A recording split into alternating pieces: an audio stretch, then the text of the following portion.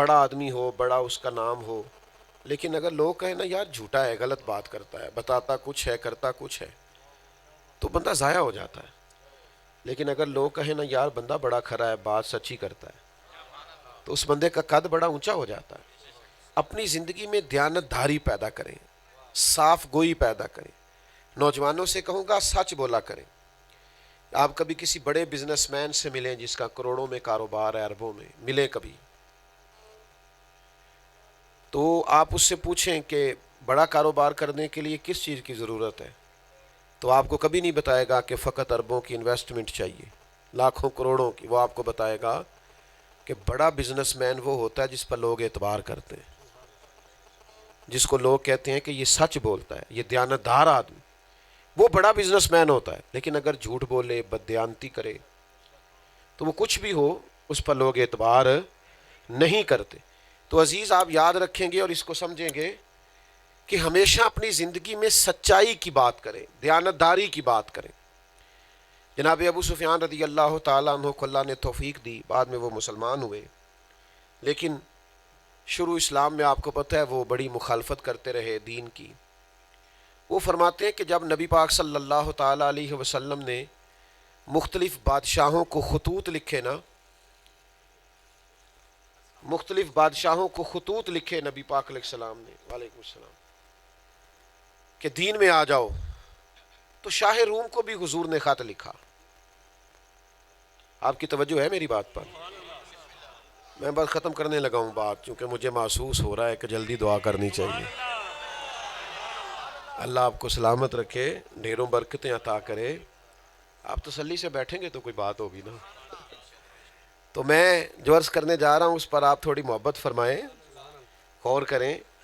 جب حضور نے مختلف لوگوں کو خطوط لکھے، تو روم کے بادشاہ کو بھی نبی پاک علیہ السلام نے خط لکھا کہ مسلمان ہو جاؤ. تو وہ سیانہ آدمی تھا، اس نے کہا میں اتنی جلدی فیصلہ نہیں کرتا کہ میں معاذ اللہ اس خط کا جواب کوئی سخت دے دوں. اس نے کہا پتہ کرو یہاں کوئی عرب کے سردار آئے ہوئے ہیں. تو ابو سفیان کہتے ہیں میں ان دنوں تجارت کی غرض سے وہاں گیا ہوا تھا، مجھے وہ بلا کے لے گئے. تو ظاہر ہے میں ابھی کلمہ نہیں پڑھتا تھا، تو حمایت میں تو میں نے کوئی بات کرنی نہیں تھی. کہتے ہیں اس نے مختلف سوالات پوچھے، مجھ سے پوچھا آپ کیا ہوتے ہیں، تو میں نے کہا کہ میں رشتے میں ان کا چچا ہوں. نے اور کئی باتیں پوچھی، میں نے جوابات دیے. بہت سارے سوالات اس شخص نے پوچھے نبی پاک علیہ السلام کے بارے میں نے سارے بتائے. آخر میں اس نے پوچھا یہ بتاؤ کہ جس محبوب علیہ السلام نے نبوت کا دعویٰ کیا ہے، کیا کبھی انہوں نے جھوٹ بھی بولا ہے؟ اس کو آپ سمجھیں بات کو، کیا کبھی انہوں نے جھوٹ بھی بولا ہے؟ کبھی؟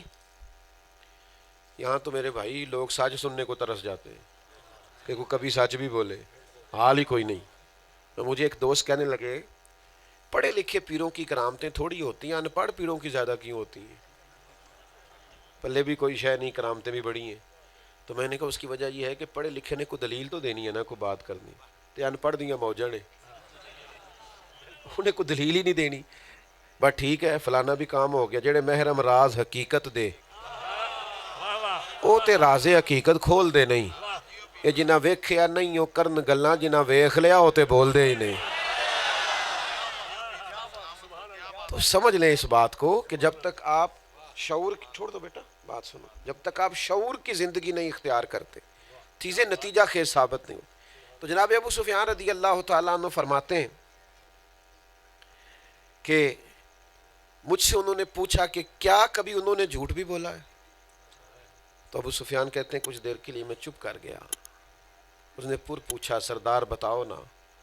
تو زبان حال سے ابو سفیان بولے، کہنے لگے بادشاہ وہ رشتے میں میرے بھتیجے ہیں، میری مخالفت اپنی جگہ پہ، پر وہ میرے سامنے پیدا ہوئے ہیں.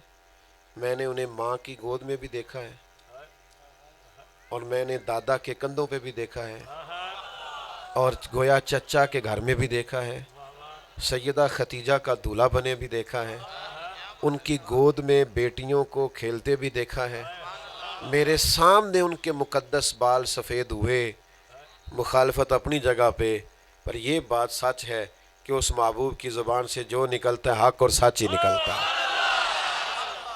اسیر دشمن کی چاہ میں بھی، مخالفوں کی نگاہ میں بھی، وہ امی ہے، صادق ہے، معتبر ہے، میرا پیمبر عظیم تر۔ تو دوستو جھوٹ نہیں بولیں، بددیانتی نہ کریں، غلط گفتگو نہیں کریں، خلاف واقعہ بات نہ کریں، سچ کا مزاج بنائیں۔ یہ میرے رسول پاک کا طریقہ ہے۔ ہمیشہ ٹھیک بات کریں، درست بات کریں، آپ جو ہیں وہی اظہار کریں، آپ غلط انداز کبھی اختیار نہ کریں، اس سے آپ کی شخصیت مجروح ہوگی، آپ پر اعتبار اٹھ جائے گا، کبھی کوئی آپ پر دوبارہ اعتبار نہیں کرے گا۔ تو زندگی کے اندر اس بات کو لاگو کریں، یہ عظیم سنت ہے حضور کی۔ اور دوسری ایک بڑی اہم سنت اللہ کے حبیب علیہ السلام کی، جس کو خود حضور نے فرمایا میرا طریقہ ہے، ترمذی میں موجود ہے۔ حضور علیہ السلام نے فرمایا، اے انس، اے میرے بیٹے، آپ سے ہو سکے تو صبح اس حال میں کرنا کہ آپ کے دل میں کسی کا بغض نہ ہو۔ حضور فرمانے لگے یہ میری سنت ہے۔ صرف میٹھا ہی کھانا سنت نہیں، صرف مسواک سے دانت صاف کرنا ہی سنت نہیں، دل صاف رکھنا بھی سنت ہے۔ عداوتیں نہ پیدا کریں مفت، اور ہم نے پیدا کر لی ہیں، ہم نہیں باز آتے۔ آپ کسی سے پوچھ لیں، کسی سے، مجھے ایک دن ایک بندہ آ کے کہنے لگا لوکی مولویوں نے بڑے خلاف ہو گئے نے، تو میں ہنس پڑا، وہ پریشان ہو گیا، کہنے لگا آپ خوش ہو رہے ہیں۔ میں نے کہا اچھا یہ بتاؤ وابڈا والوں کے حق میں ہیں لوگ؟ بتائیں، پولیس والوں کے بولیے، اسکول ٹیچروں کے، کس کے حق میں ہم تو کسی کے بھی حق میں نہیں۔ حالانکہ ہم سب آپس میں ہیں، ایک بھائی عالم ہوتا ہے، ایک پولیس میں ہوتا ہے، ایک آرمی میں ہوتا ہے، ایک وابڈا، کون ہے؟ ہم سب آپس میں کس کے خلاف بات کر رہے ہیں؟ جب آپ کسی بھی محکمے کے خلاف بات کر رہے ہو تو آپ اپنے بھائیوں کے خلاف بات کر رہے ہو۔ ہم آپس میں کاہے کی عداوت، اور ہمارا گزارا نہیں۔ میں درس دے رہا ہوں آپ کو، لیکن جب مجھے کوئی تکلیف ہوتی ہے مجھے ڈاکٹر کے پاس جانا پڑتا ہے، تو پھر ڈاکٹروں کو ڈاکو کہنے کی کیا ضرورت ہے؟ آپ کا گزارا نہیں، ایک دوسرے کے ساتھ مل کے معاشرہ بنتا۔ لیکن ہم نے سوسائٹی میں عداوتیں پیدا کر لی، مفت میں ایک دوسرے کے خلاف دل میں عداوت رکھی ہوئی ہے، کوئی لینا نہیں، کوئی دینا نہیں۔ سینہ کشادہ کریں، دل بڑا کریں۔ صوفیاء پتہ کیا فرماتے ہیں؟ وہ فرماتے ہیں دل دریا سمندروں ڈونگے تے کون دلاں دیاں جانے۔ اور ایک مقام پہ حضرت سلطان صاحب کہنے لگے 14 طبق دلے دے اندر، 14 طبق دلے دے اندر تے اسی تمبو وانگو تانے۔ تو میرے عزیز کشادہ سینہ ہونا چاہیے، ظرف بڑا ہونا چاہیے۔ آپ پیار کی بولی بولیں، یہ کیا بات ہوئی فلانا ٹھیک نہیں، فلانا ٹھیک نہیں، فلانا ٹھیک نہیں۔ ہر آدمی کی ضرورت ہے۔ یہ آپ کے ہاں، ہمارے ہاں الیکٹریشین جو ہیں، لائٹیں ٹھیک کرنے والے، ان کی کیا عزت ہوتی ہے، لوگ ان کو پھول ڈالتے ہیں لوگ روز۔ لیکن یہاں اگر ابھی لائٹ چلی جائے نا تو ساری محفل کا نظام خراب ہو جائے گا، الیکٹریشین کے بغیر چل نہیں سکتا۔ لیکن ہم کسی دوسرے کو عزت دینے کو تیار ہے، ہمارے دلوں میں عداوت ہے، پریشانی ہے، عجیب منظر ہے۔ اور بعض اوقات بعض لوگوں کا نام حقیر سے تحقیر کے ساتھ لیتے، حقارت سے لیتے۔ یہ میں نے اکثر دیکھا ہے، وہ جی آپ آ گئے، آپ کا ڈرائیور کدھر ہے؟ او بھائی پیر صاحب تو، مولوی صاحب تو، فلان صاحب تو، یہ تو گاڑی میں سو جاتے ہیں، ڈرائیور جاگتا رہتا ہے، منزل تک پہنچاتا ہے۔ اور آپ کا یہ حال ہے کہ آپ اس کو کچھ سمجھتے ہی نہیں ہیں۔ زندگی میں انسانوں کی قدر کریں، لوگوں سے محبت کریں۔ آپ غور فرمائیں کہ ہمیں سب کی ضرورت ہے، ہمارا کسی کے بغیر گزارا نہیں ہے۔ پھول مختلف ہوں تو پھر ہی گلدستہ بنتا ہے۔ تو سارے پھول ہونے چاہیے، سارے لوگ ہی ہونے چاہیے، سارے ہی لوگوں کی ضرورت ہوتی ہے۔ سب سے محبت کرنی چاہیے، سب کے بارے میں اپنے دل کے اندر گنجائش رکھنی چاہیے۔ حضرت عبداللہ ابن عمر رضی اللہ تعالیٰ عنہ فرماتے ہیں، ہم نا 2 بندے حضور کی بارگاہ میں بیٹھے تھے، یہ مسند امام احمد بن حنبل میں حدیث موجود ہے۔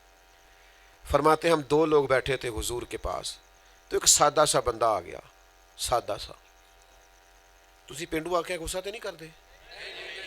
لو جی 5-7 بندے بولے جے، باقی کر دے جے۔ اچھا تسی انج کرو، مینوں سارے پینڈو آکھو، میں نہیں جے غصہ کردا، میں ہے جے پینڈو، صحیح گل جی۔ گاؤں سے آ کر پڑھنے والے بھول ہی گئے کہ کس کی ماں نے کتنا زیور بیچا تھا۔ بعد میں لوگ بھول جاتے ہیں، کمال بات ہے۔ مینوں آکھو تسی پینڈو، میں ہے جے پینڈو، کیا اس میں، یہ تو کمال بات ہے، اس میں گھبرانے والی کیا بات؟ حوصلے میں رہا کرے، تازہ دم۔ تو وہ بندہ آ گیا دیہاتی سا، پینڈو سا، سادہ سا بندہ۔ عرب کے لوگ بدو کہتے تھے ایسے لوگوں کو. حضرت عبداللہ بن عمر کہتے ہیں میں بیٹھا تھا، ایک اور دوست بیٹھے تھے، تو وہ آ گیا دیہاتی سا بندہ. تو حال اس کا یہ کہ اس نے وضو کیا اور جوتے بغل میں دبا رکھے، تھوڑا سا سامان پکڑا ہوا ہے، پانی کے قطرے داڑھی سے گر رہے ہیں. آتے ہی سلام لی، سامان پہلے سائڈ پہ رکھا، پھر سلام لی، تھوڑی دیر حضور کے پاس بیٹھا. لیکن پتہ ہے کمال کیا ہوا؟ فرماتے جب اس نے آنے سے پہلے دروازہ کھٹکھٹایا نا، تو حضور فرمانے لگے دروازہ کھولو، جو بندہ دروازے پہ آیا ہے وہ جنتی ہے. یعنی حضور تو ہنس کے دیکھ لیں تو کمال ہو جائے، تو جسے حضور جنتی کہہ دیں. ساڈے نبی دی زبان ساڈے واسطے قرآن. فرمایا کھولو دروازہ.